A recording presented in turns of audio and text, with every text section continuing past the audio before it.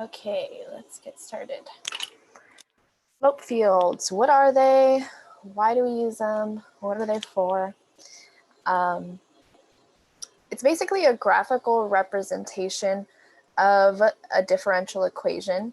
So for each point, we are able to find a slope. Oh, whoops. Sorry. Close out that. Okay. The whole idea of what we've been learning in calculus is being able to take any kind of curve and find the slope at a particular point.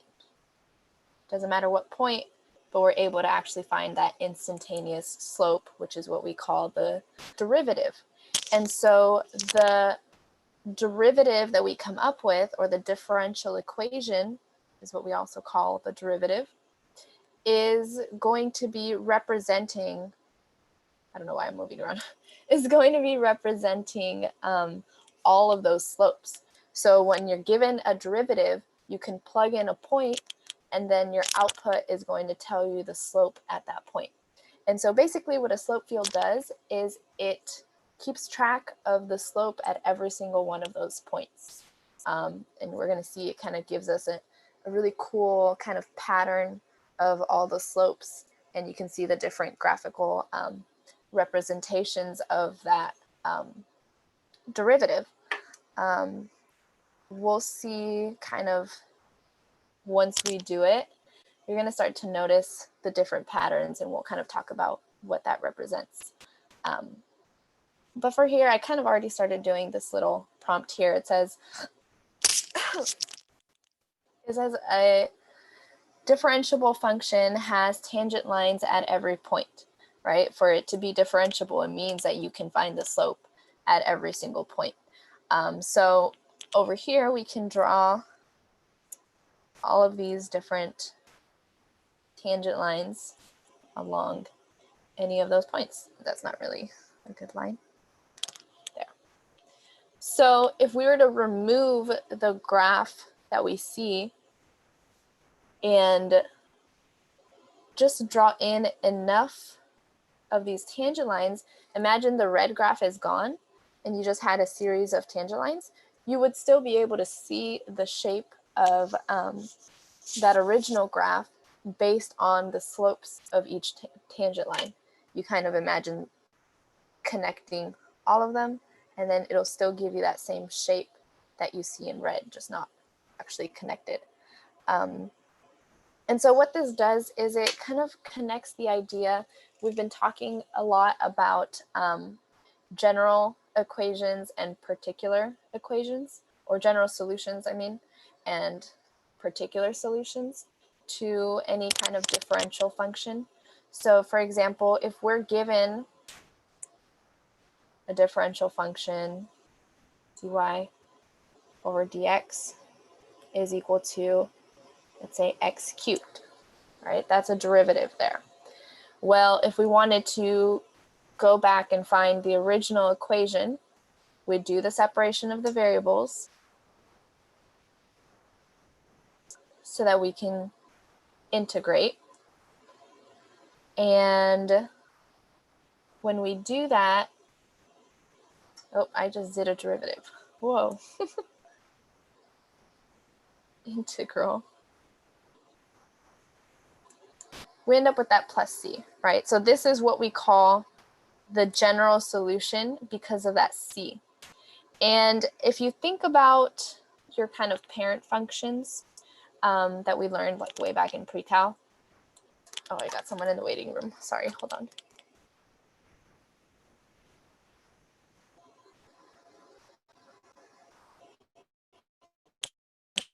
Okay. What does this number at the end do to those parent functions? What does it represent when it comes to a parent function? A shift. Yeah, what kind of shift? I want to say vertical. Yep, vertical shift, right? When it's outside of the parentheses, it's going to be a vertical shift. So what this is telling us is that the solution is going to be 1/4 x to the 4th, but it could be a variation of those, right? It could be sent with the vertex at 0, 0, or it could be a little higher, could be a little bit lower, depending on what C is. And so what is it that we need to know in order to find out what C is? What have we been using? Oh, the equation. The equation, Yeah. the theorem. Okay, so we've been using the theorem, and then what do we plug into that? K and Y and all the other variables, T. Yeah, we need to know a point, right? Whether it's T and Y or X and Y, we need to have some kind of point that goes together, the input and the output, so we can find what this is. So keeping that in mind, we're gonna see a more graphical approach. So far, this has all been really algebraic, really numerical, but now we're gonna see a graphical approach to finding solutions to these differential equations. So if we're starting with a derivative, we're going to be able to visualize what its original equation is by just analyzing the different slopes. So like, for example, here, right, if we were to pretend that the red line was gone, and we know that these are just a series of slopes, but we don't know the actual equation, we can still get an idea of what that original equation would be because we can see the shape of it. So keeping that in mind, let's do an example and see how slope fields work and look like. So we're considering the differential equation f prime of x is equal to 2x, or you can say dy over dx is equal to 2x. So that's our derivative. And we're going to sketch a slope field in this graph below. We're just going to do a 3x3 slope field. So I'm going to mark it off 1, 2, 3, 3, -3, and -3. So we have just kind of like this square grid here. And we're going to take a single point. So let's start with the center. So 0, 0.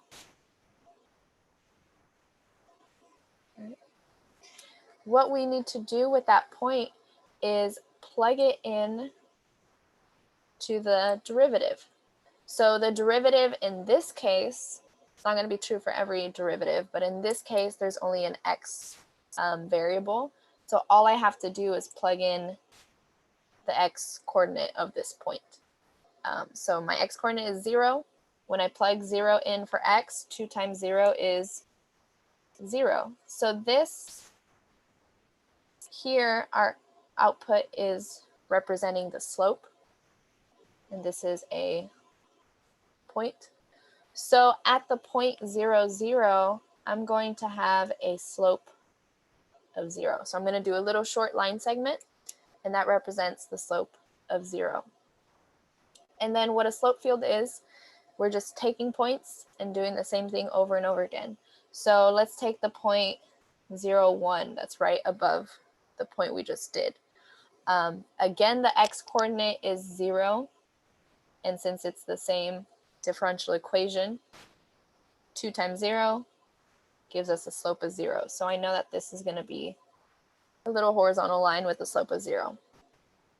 I also am now starting to see the pattern that because this differential equation is only dependent on x, then I know that all the points with the same x coordinate are going to be the same slope, right? So this point here, 0, 2 is going to have a slope of 0. 0, 3 is going to have a slope of 0. And all the way through. I could keep going. This could go infinite, but we're just going to do 3x3 just so we don't spend all day doing this. And then we'll pick another couple points. So let's say the point 1, 0. So that's the point right over here. And our x coordinate now is 1. So when I plug that into the differential equation, 2 times 1 is 2. So now we're going to draw in a slope of 2. For the most part, you can kind of just eyeball it. I like to kind of sometimes visualize a slope of 2 would be kind of going from one corner here and then up to over 1. So like that's kind of a slope of 2. And then if you want to just shrink it and put it there. Do whatever works for you to kind of visualize what a slope of 2 would look like. But remember, we want short segments. And then just draw it in. And we know that the x coordinate, because of the differential equation here, all of those points where x is 1 is going to have the same slope of 2. So I'm going to repeat this same slope all the way through. I'm not going to show all, like, do a whole table. Sometimes I do like a full table with all the points, but I think we can kind of see those patterns emerging, so we don't have to go through and write out every single point. Let's skip this point down here. Okay. So all of those, because they have an x coordinate that's 1, has a slope of 2. And then we move on to the next one, 2, 0. 2 times 2 is 4. So now we have a slope of 4, so it's going to be a little bit steeper. Maybe something like this.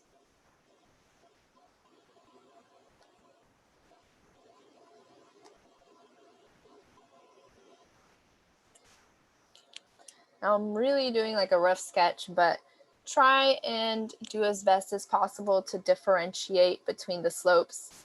Actually, I don't think I did as good a job as I should have. Maybe I can make these a little better.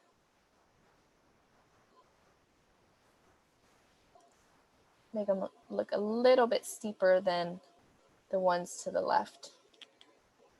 Yeah, a little bit. Okay. And let's jump over to the other side and do the point -1, 0. So then that's going to give us a slope of -2. So a slope of -2 is an obviously negative slope, so it's going to go downwards. So something like that. Maybe a little bit steeper.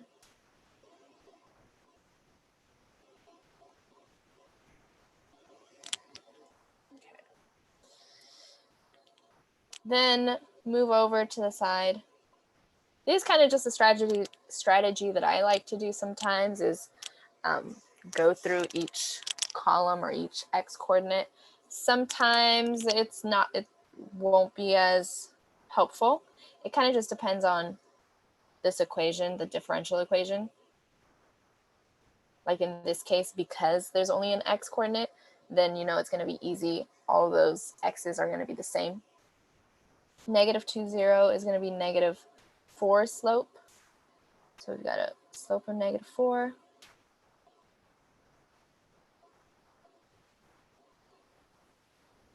Something like that.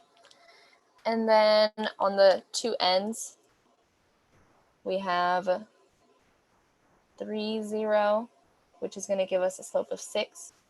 -3, 0 gives us a slope of -6. So it's even a little bit steeper still.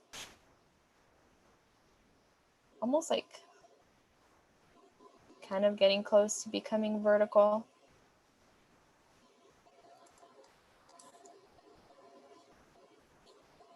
And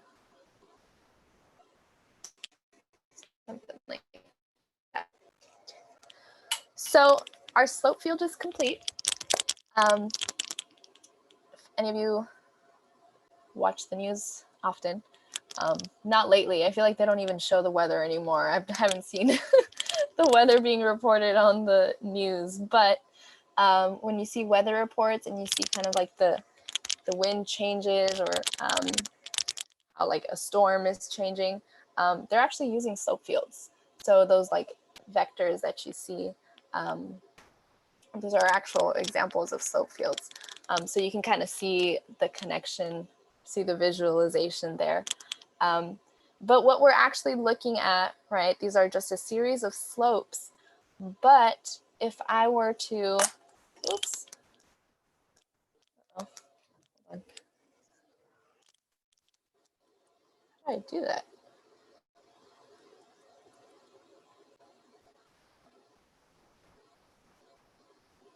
Okay, I don't know what I did there. So if I were to pick a point here, let's say 0, 0. Actually, that is what they ask us to do, right? Sketch a graph that goes through 0, 0. So I can follow the slopes here and see that if I kind of connect through here, kind of a graph is that? It's a parabola, right? And it's actually a series of different parabolas all the way through. Right, here's another parabola and another parabola. So it's really just a bunch of parabolas that have different vertical shifts. So the slope field here is actually representing, in orange, we have the function x squared. And then in green is all of the different vertical shifts. So I can say plus c. If we were to actually do our separation of variables and do our integration, right? This is technically dy over dx is equal to 2x. And if I do that separation and I integrate, I get y is equal to x squared plus c. So see how that is the same? So we are connecting the algebraic way of using the integral to find the original solution. And now we are seeing a more numerical because we're looking at the numbers at the slopes, and graphical approach, because we're taking all of those slope values, graphing the slopes, and then we're seeing what our solution is. So we're starting to kind of like bring to life the function. Like I said earlier, right? Imagine the red curve was gone. We could still visualize what the original equation is. That's what we're doing here, is we are visualizing the original equation. But we have just various possibilities. So how do you figure out which one is the correct solution? Well, they're all the correct general solutions, right? They're all y equal to x squared plus c. But if we want to find a particular solution, it depends on the different points that we want to go through the solution. So in orange, we see the solution that we would get if we're going through the point 0, 0. Let's see, in purple, if we wanted to go through the point 1, 3, the point 1, 3 is right here. So our solution would be this parabola right here. And the equation of that parabola would be x squared plus 2, because it has a vertical shift of 2. So graphically, we're able to just visualize it and see, but let's see algebraically how we would prove it. Remember, normally we would plug in that point. So I'm going to plug 1, 3 in here. And that gives us c is equal to 2. Plug that in there, we get the equation y is equal to x squared plus 2, which is what we saw graphically to be our solution. So that is, oh, I skipped over c. No, I think I answered it. Can you find the equation of either of the functions that is sketched? Yes, we found it. y is equal to x squared. That is when we have 0, 0 as the point, and then y is equal to x squared plus 2 when 1, 3 is our point that passes through the solution. Or, yeah. Are there any questions on any parts so far? Miss Martin. Yes. I remember you said there was like, or yeah, I think there was like one or two parts that you said weren't gonna be covered on the AP exam. Mm-hmm. Is this one of them, or is this the last part that is on the AP exam? This is the last part that is on the AP exam. Oh, okay, perfect. Okay, Yeah. thank you.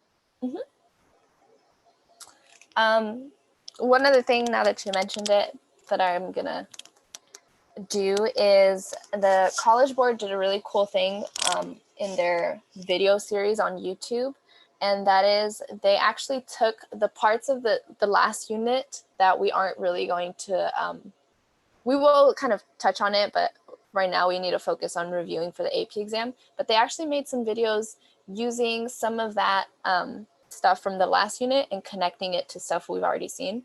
So we might take a look at that.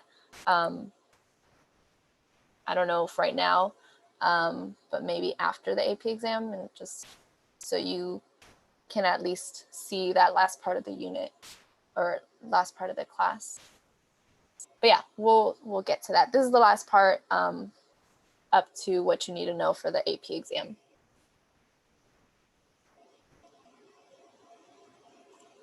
All right. So we're just going to do another example. We'll draw another slope field. But in this case, this is supposed to have a prime. Our differential equation involves both x and y. So it's going to be a little bit different. We may have to actually plug in a few more points than we did the last problem, but we'll kind of see how this goes. So let's do another. Let's do 3 by 2. So, or 2 by 3. We'll go out this far.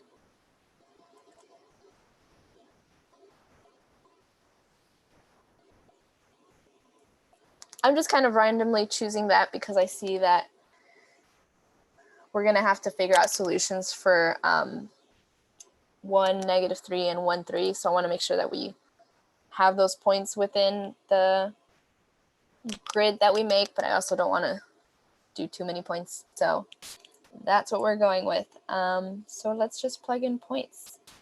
In the top left corner, we have -2, 3. So when you plug it in to the differential equation, it's going to be -2 plus 3, which is +1. So we have a slope of 1 right here in the corner. And then we just keep going through. That's going to be a slope of 0. -2, 1 is going to be -1. So that's going to be negative like that. -2, 0 is a slope of -2. So we're going a little bit steeper, but negative. And -2, -1 will be -3. -2, -2 is -4. And then lastly, that's going to be -5. Really steep like that. And then we just keep going. -1, 3. That's going to be -1 plus 3 is 2.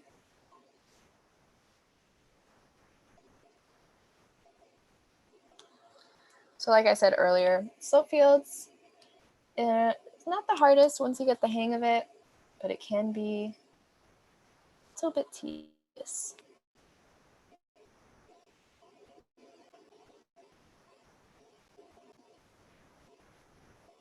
I'm just getting all the slopes here and then I'll fill it in.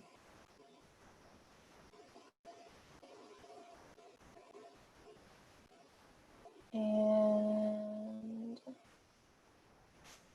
-4. Okay, so here we have +2, +1, 0, -1, -2, -3, -4. Keep going. 0, 3, 0, 2.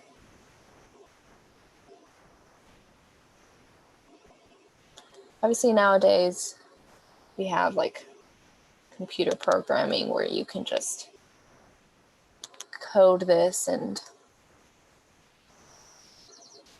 computer will do it for you.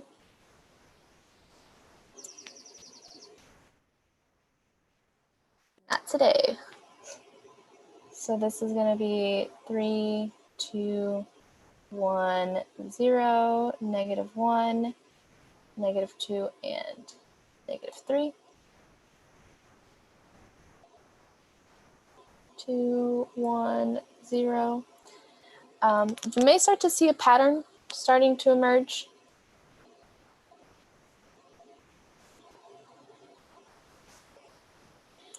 Notice here, we're getting all those horizontal slopes, and that's because it's at the point where you're adding the positive and the negative. So I'm just going to go ahead and fill that in. Oh, we're not going that far. Just because I know that's a pattern there. I know it's going to work out that way because of it's x plus y. And let's do the rest.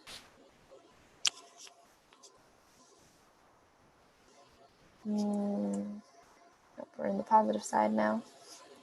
+1, 3, that's going to be 4.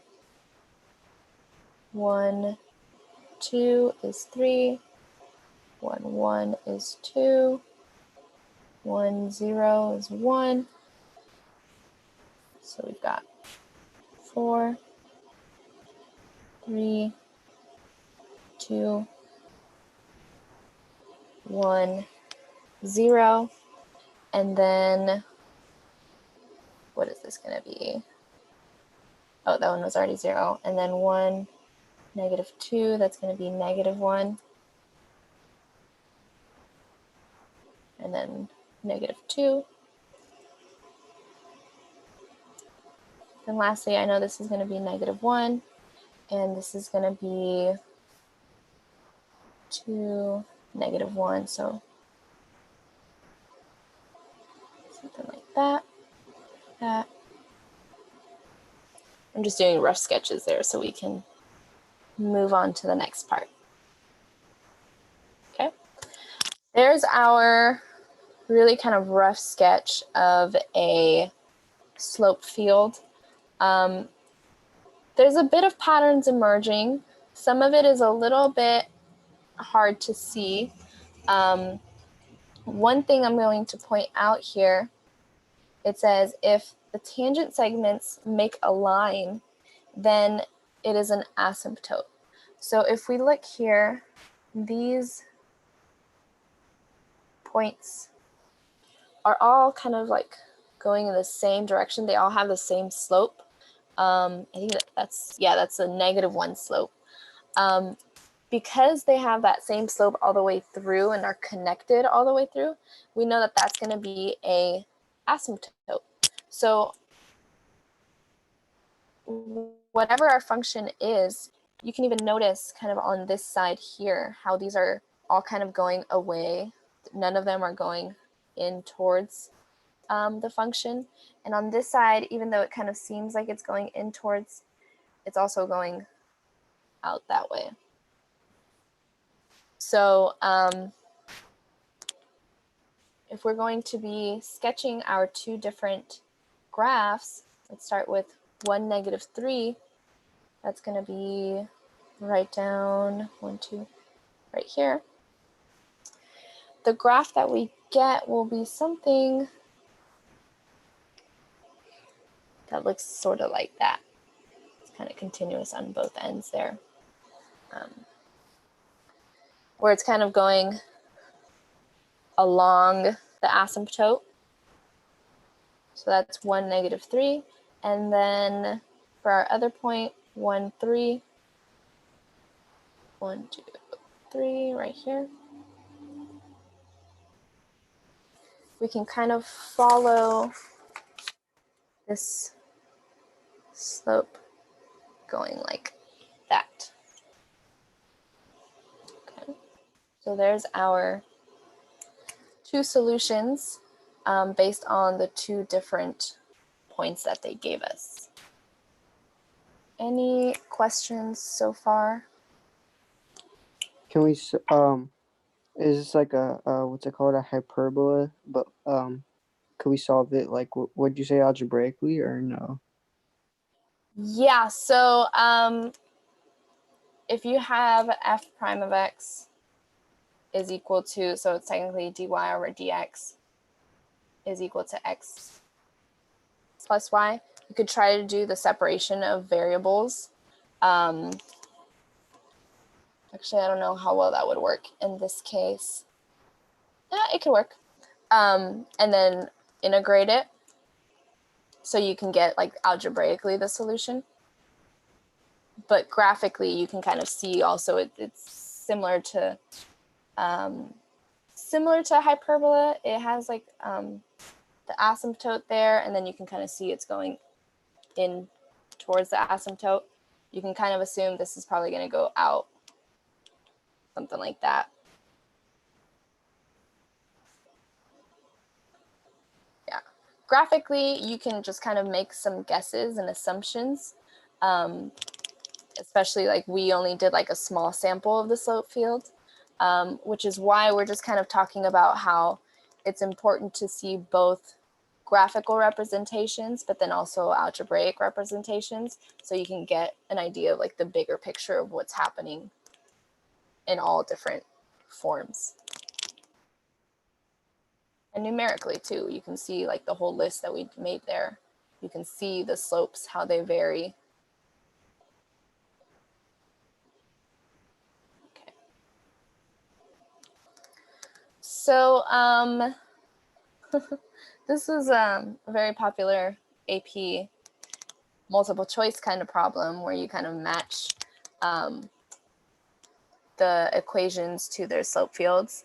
There's also, they use slope fields a lot in free response questions. So you can probably assume there's going to be something like this, something similar for the AP exam.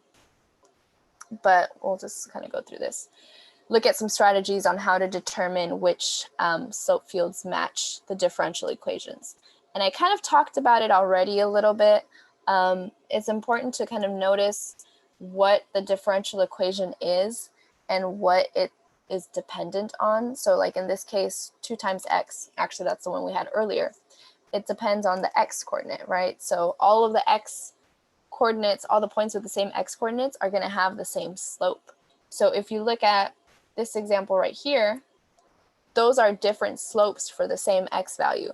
So those are not going to be a match. If we look over here, again, that x coordinate has a variety of different slopes. So we know that that's not going to work. But in this case, if you look at each x value, you see that it's the same slope all the way through. So we know that's going to be our match. You can plug in points and kind of see if it matches up and if it works. But if you want to do a quick kind of elimination, that would be your quickest way to go. Here, your slope is going to be the same as your y value. So you want to look at the y values of each function and see that they're all the same. If we look here, y value at -2 is different all the way through. If we look here, the y value at -2 looks to be like a negative slope, probably -2. Y value of 0, slope of 0. Y value of 2, positive slope, most likely 2. So we can see that this would be our match. And then lastly, process of elimination, we would know it has to be that middle graph. If you wanted to double check it, plug in points, right? Just pick any point that you want. Doesn't matter which one. Let's say here, -2, 0. We plug that in, we get -2. We see that there is a negative slope there, so that makes sense to us. If we plug in 0, 0, we get 0, so it's a horizontal slope there. Also makes sense to us. Okay. So this is just kind of another application, another technique that we can use to kind of really reiterate how important graphical representations and how useful they can be to compare it with our algebraic solutions that we find using integrals and finding derivatives and things like that. All right. Any questions?